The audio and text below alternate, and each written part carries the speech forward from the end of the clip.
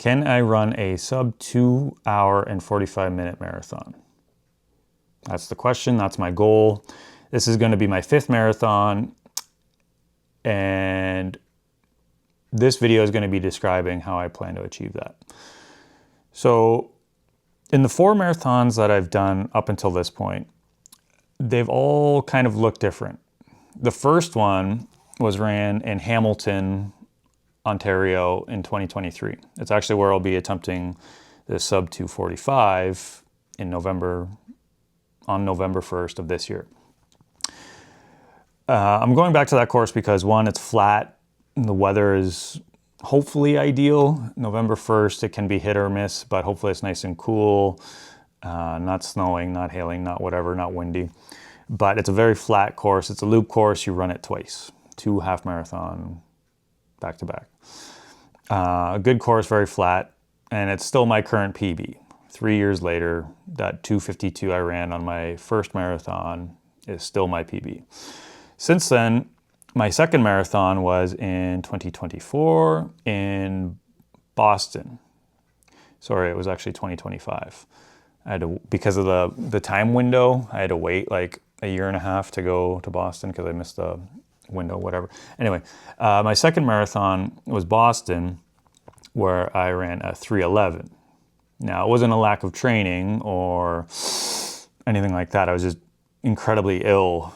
Got ill about 10 days leading up to that, and probably shouldn't have even ran, to be honest with you. Like, I was that bad. I had a sinus infection. I was like neti rinsing spoonfuls of snot out of my nose for a week or 2 leading into that, and it was survival mode, that one.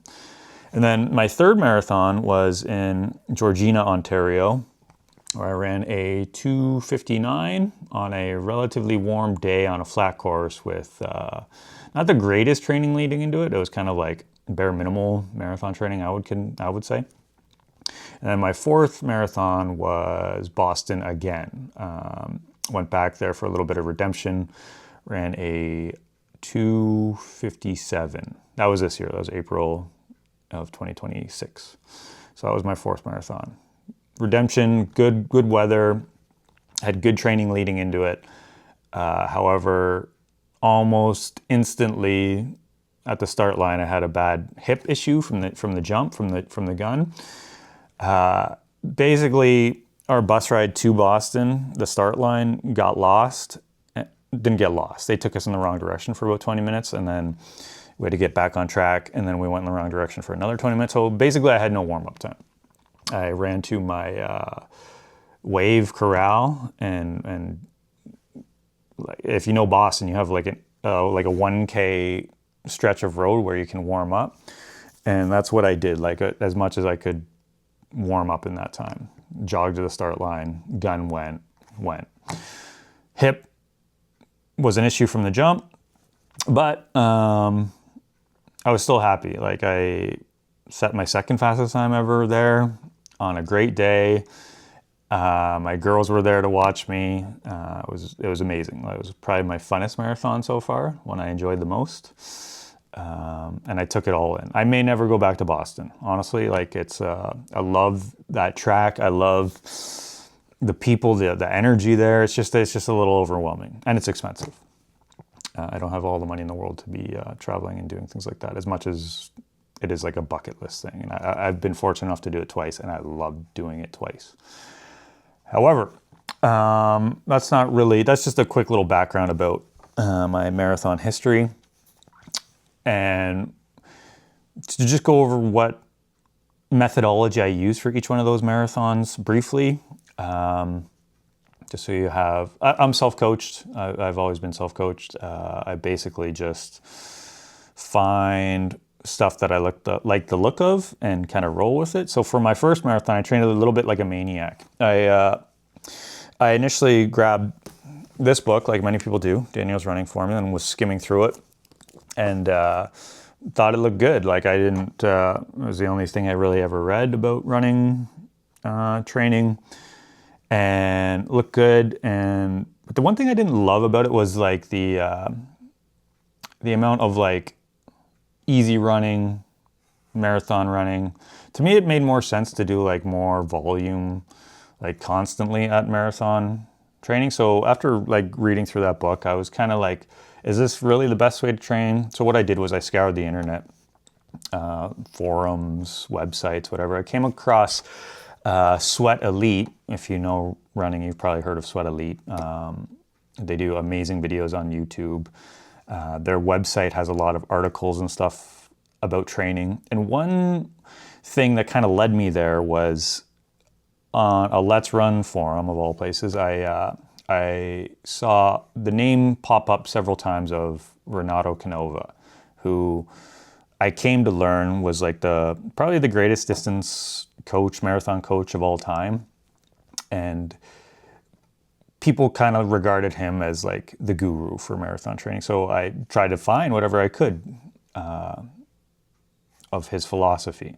And it led me to Sweat Elite. They had a lot of articles there on how he trains his elite athletes. I'm not saying I'm elite. I'm not saying anybody should train like an elite athlete, but I just wanted to see what it was all about. And he does a lot of stuff at marathon pace, at high percentages of marathon pace, long runs. It just made more sense to me. Like looking at doing, say, a 30K long run at 90% of goal marathon pace and then like extending that or getting faster as the race day approaches made more sense to me than doing 10K easy, 10K marathon pace, 2Ks threshold, 8Ks marathon pace, and then 3K easy. Like that, I'm not saying that won't work. Like looking at that workout actually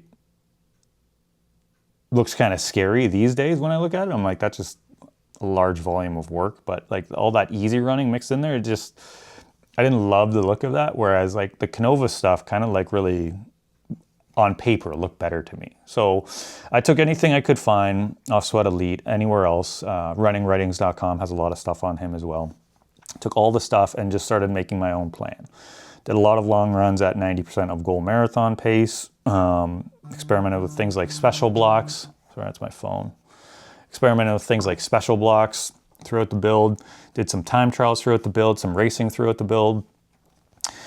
But the big thing was long runs were key, and I would do one key long run a week and then one beefy threshold-ish type run in the middle of the week. So 2 quality runs, similar to Daniel's, so it's not really that far out of like the Daniel's realm, but it just structured a bit differently. Like if you know, say 4x5K, 5x5K with 1K float, that kind of stuff, like that's Canova special type stuff. And that's kind of what I lean towards. Or like I did a 35K long run or 36K long run at goal marathon pace 30 days out. Like that's kind of like Canova type stuff. Like people look at that and they might think it's crazy, but it gave me mentally the confidence that I would be able to go another 6K in good conditions on race day. Now looking back, like that workout kind of scares me now, but like at the time I didn't know any better. And it worked, man. I trained like a maniac. I did get sick a couple times throughout the build, probably just to overreaching. But come race day, I executed, had a little bit of cramping in the last 5K. That might have been just overfueling on a cold day. Like I think I was just consuming too much fluids. So things went well. I ran a 2:52, 50-something marathon for my opener, which like I haven't been able to replicate that now. And mostly I think I can attribute it just training like a maniac and believing. Like for me mentally, like I think the marathon is just as much mental as it is technical. Like, and Canova has stated as much. Like, but anyway, so that was the first marathon. The second one, I kind of leading into Boston. This is like a year and a half later when I started prepping for that. I kind of did the same type of approach, like beefy long runs, and then I actually went higher intensity with my threshold running for that midweek session and just overtrained, overreached, and come race day, like I said, like I think it was like April 10th, something like that. I ended up getting a sinus infection that was going through my house and didn't get antibiotics or anything like that. Didn't, for whatever reason, and towed the line. And like I said, it was just survival mode. So it was a little bit even more intense than my first build, which kind of set me up for overreaching, overtraining. Probably why I got sick. Third build for Georgina, I knew I wanted to go back to marathon, go back to Boston. I didn't want to go out on a 3:11, or I think it was 3:11. Yeah, it was 3:11. I didn't want to go out like that. So I qualified again, went to Georgina, ran a 2:59 using a lower volume, moderate intensity approach. Not nearly as quality long runs. I think I did like a couple runs above 30K in that build. None of them even near marathon pace. I think they were all easy long runs, like easy 2.5, 3 hour, like, cause that summer was incredibly hot. It was nasty. So I couldn't really push. I didn't want to get sick again or injured. The goal was to just qualify for one and remain healthy. And then building up to the Boston number 2, push it a bit. So the third marathon in Georgina, like I said, was lower intensity, moderate volume, moderate everything, really. Like it was just a safe plan, which worked. I didn't really drive major adaptation, but I got the BQ, and then I went back to Boston this year for my 4th marathon. For this build, it was kind of just taking what I did in Georgina and just upping the volume just a wee bit and upping the intensity just a wee bit. And took 2 minutes off the previous marathon, which is okay. It's improvement, but it's obviously not what I wanted. Like I actually felt like I was in sub 250 shape for that. One thing about me is I have a lactate meter. I do a lot of lactate testing. For better or worse, like my last 3 marathons I've been using it, and it's been kind of my intensity control, especially on my last one. Like Boston, I definitely really used it a lot just to make sure I wasn't spilling over with lactate. Like I wanted to, once again, get to the line healthy and uninjured. And I did. However, like I said, with the bus and all that, like my hip acted up immediately. Yada, yada, yada. You can call it an excuse, whatever. So that's just a brief history of my first 4 marathons. This video is about what I plan on using, methodology I plan on using going forward into my 5th marathon in Hamilton. So once again, I was looking at Daniel's, and I put the question out to some friends on Strava, and I put a poll out on YouTube, but I just took it down because like I have like 100 subscribers, so whatever. Anyway, I looked at Daniel's, and some people thought I should do this, and for a little bit I considered it. Like I do believe like if you follow Daniel's programming, you will probably have a high likelihood that you hit your marathon goal time target. The only problem with Daniel's stuff is it's one long run for his 2Q programming, his 2 quality sessions a week. You have a long run on the weekend and then another long run, say, in the middle of the week. The problem with that is my girls are off school and I'm at home with them while my wife is at work. So I can't be going out for 2-hour medium long runs in the middle of the day. Like it just doesn't work for my life. So that's kind of why this is not an option for me. Maybe one day when the girls are a bit older and they're able to watch themselves. I might delve into something like this. So that one, as intriguing as it is, got pushed to the side. The next plan I was looking at was the Norwegian singles method. This is kind of a cult. I shouldn't say cult, but it's like this methodology is pretty, over the last couple of years, has become very popular. What it is a running 7 days a week with 3 threshold-ish workouts a week on a Tuesday, Thursday, Saturday pattern, and then a long run on the Sunday, and then easy running. And the long run's easy. It's always easy. It just extends over time. And everything else is easy. So it's either threshold or sub-threshold, and then easy running throughout, 7 days a week. I actually was going to do this. Like this was, I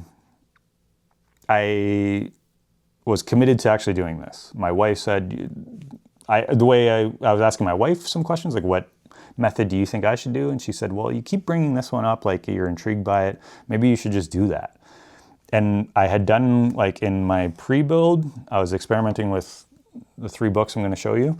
And I had done a week of this training, and I've been using 10-minute reps, 6-minute reps, 3-minute reps for years, as this is kind of like based upon those rep ranges and long runs and easy running, stuff like that. So pre-build, I did a week as laid out in this, and I was 99% committed to following this for 16 weeks. The only problem was one day I was out on a long run and I realized my shift pattern schedule at work won't work with this. Like I knew I could get those sub-threshold days, those quality days in, say, before work, either on the treadmill or on the road or whatever. And I could do the Tuesday, Thursday, Saturday pattern. It was the long run that I knew I wouldn't be able to commit to, like as far as my work schedule goes. Like they just conflicted too much. Like that's 4 days essentially of quality running. I think like a long run is, even though it's easy running, it's quality. So 4 days that I would have to balance around my shift schedule, which is just a little bit, I feel like I'd be getting stretched a little too thin, stressing out about fitting those 4 days every week on week on week. So sadly, I had to shelve that one because I was this close to committing to it. And if it weren't for fitting 4 quality days into a week, I'd probably be doing that right now. So that left the last option, the Norwegian Method. So this book was written by Marius Bakken, the guy who pretty much came up with double threshold training, 2 double threshold training runs in a week, and then a long run on the weekend, and then an X Factor session. So the thing with this is it doesn't actually have a marathon plan in it. It has some little snippets of his 100-day marathon plan in it, but it's not a laid out plan. Like it only has a few weeks, sample weeks of what his marathon training plan looks like. So nothing really laid out in this book that would kind of give you a template for a marathon training plan.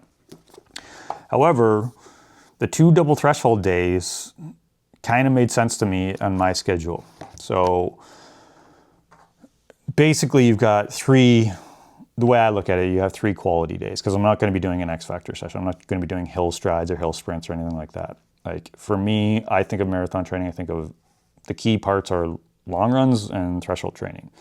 And then maybe I'll get into a couple other things in a bit. But so you got basically 2 double threshold days and then a long run. And how the reason I like that is because that is so much easier to gel with my work schedule. So I can do an hour. I can get on my treadmill during the day when my girls are at home and they're, say, watching a show for an hour. I can hop on the treadmill for an hour, get something done, and not feel like a neglectful father. So an hour for dad, they get to chill out, veg out, whatever. And then we go back to our regular activities, whether that's going to the beach, swimming, swim lessons, walking the dogs, crafting, whatever. As a parent, if you're a parent, you understand what I'm talking about here. So 1 hour I felt like I could get away with throughout the days, on days that I'm doubling, whether it be easy doubling or double threshold. So that's kind of where I've settled. I'll be using this going forward. And how I plan on using it for the first 8-ish weeks until the girls go back to school is basically as written, almost. A couple tweaks on it. So 2 double threshold sessions a week and 1 long run is my basic template. Everything else is going to be backfilled with easy running, whether that's 2 easy days, one easy run a day, or 2 easy double days, 2 easy double runs a day, yada, yada, yada. And how it looks is, as I've got it outlined here. So if you see my Monday to Sunday calendar, this is just a blank month. And then those little red flags up in the top corner here, right there, those ones. Those are days that I work. This is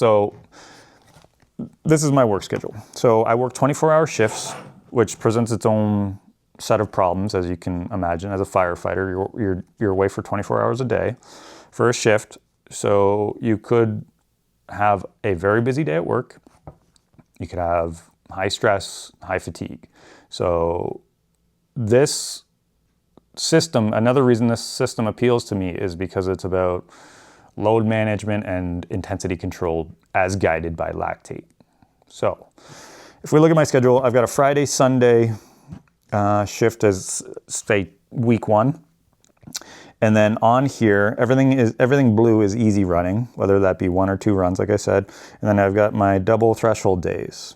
And these days can move laterally depending on fatigue, and which is another reason I like double threshold training. Like I can move these days forward or backward. As long as I have 1 day in between of easy running to recover, I'm all good. So it's a little bit more flexible than Norwegian singles method. And then 1 long run a week.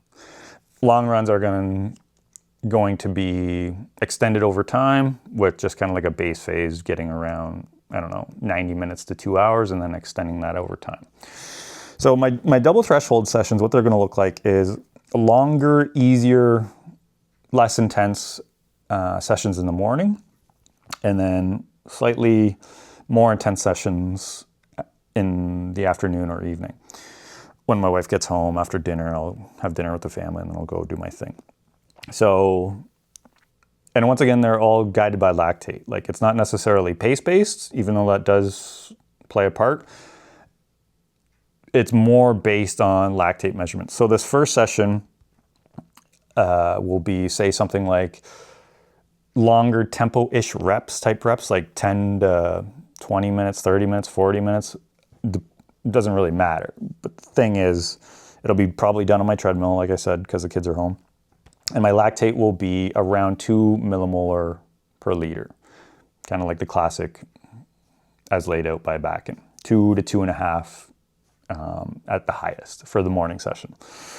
The evening or afternoon session going to be, like I said, a bit more intense, where it'll be shorter intervals, like either 3-minute or 1K or 6-minute or 1500 type reps, or slightly extending over time. Once again, it's going to be lactate guided, intensity controlled. Be around 3 millimolar for those sessions. Maybe on the last rep of the workout, it might peak at 3.5 millimolar. So that's what those double threshold sessions are going to look like initially. So like I said, for 8 weeks, I'll be sticking to that just to adapt to the load, get the paces I'll be running at are very close to marathon pace. I know you hear threshold and you think 1 hour power or 1 hour pace, but the whole idea is to go a little bit below that so you can just keep stacking weeks on weeks on weeks on weeks without over fatigue. So that's where the 2 and 3 millimole ranges come into play. Intensity control. Keep me injury-free, illness-free, and just able to stack bricks on bricks on bricks. And it's all very close to marathon pace anyway, so it's good that way. So that is basically it for the first 8 weeks, double threshold with 1 long run. Now, as time goes by, when the girls go back to school, I will probably change things a bit. It might turn into, long run's always going to be key, and the long run will get faster as race day approaches. It's kind of like funnel periodization. My long runs are, say, down here, and they'll get faster as time goes on and longer. And then the threshold sessions will get more voluminous as time. I will extend them out. Those 15-minute morning sessions might turn into 2 by 30-minute sessions or something along those lines. Or I might even just do kind of like switch to more of a Daniels type approach for that medium long run in the middle of the week, if I feel I need that. If I feel like I'm lacking in that durability, which is kind of where I suffer the most for marathon training. Like if I need longer reps, I might not do interval training that much in the final 8 weeks. It might get very specific and it might turn into marathon pace threshold up and downs type stuff like that. So that's the plan for now. Like there is going to be some changes along the way. Like I said, the first key thing is getting used to the load, getting used to the paces, and then just extending them over time. Very basic plan, and one that fits my lifestyle, one that fits my family, everything else, and I think gives me the highest chance of success for achieving my goal and getting to the start line healthy and fit. I'll be strength training along the way, but that will be secondary, accessory type stuff. Like it's not the key. I do need to maintain strength for work. That's the problem. So my whole system, as you can probably feel, is a bit of a compromise due to life and work. But I have to pay bills and I have to be a dad. So this is the best compromise I can make and still have a shot of attempting a 2:44 marathon. So that's it for the most part. I'll be documenting most weeks along the way. Follow along and let me know what you think of this plan. Poke holes in it, make fun of me, whatever. Things that you would change, things that you think I'm missing, some blind sides. Like I said, I've been doing threshold training, sub-threshold training for some time now. Like I'm pretty good with lactate readings. I'm pretty good at knowing what my zones are. And it's just something I enjoy doing. Like I know running faster, doing VO2 max stuff, strides, sprints is important. And if you don't do it, if you don't use it, you're going to lose it. And I agree 100% with that. And as this plan evolves and adapts, we might see some of that stuff come in if I feel it's needed. So there's nothing I'm keeping off the table, but I think threshold training and long runs is the key to marathon success. Volume and slightly above and slightly below marathon paces. What has given me success in the past. And I hope it gives me success moving forward. So poke holes in the plan. Let me know what you think. Comment down below. Follow along. I'll be doing as much documenting of the preparation along the way. If you have any questions about lactate, about how I'm going to be eating, I'll do videos on that. I'll be doing videos on my strength training, or if you have any questions about firefighting. People seem to think that's a cool subject too, which I think is a pretty cool subject. Or running as a parent. Maybe questions about that. Who knows? Let me know. This video is about 28 minutes long as it is. I'm sorry it took so long. I'm a talker. Sometimes I get going and I don't know how to shut up with the yap. So, see ya.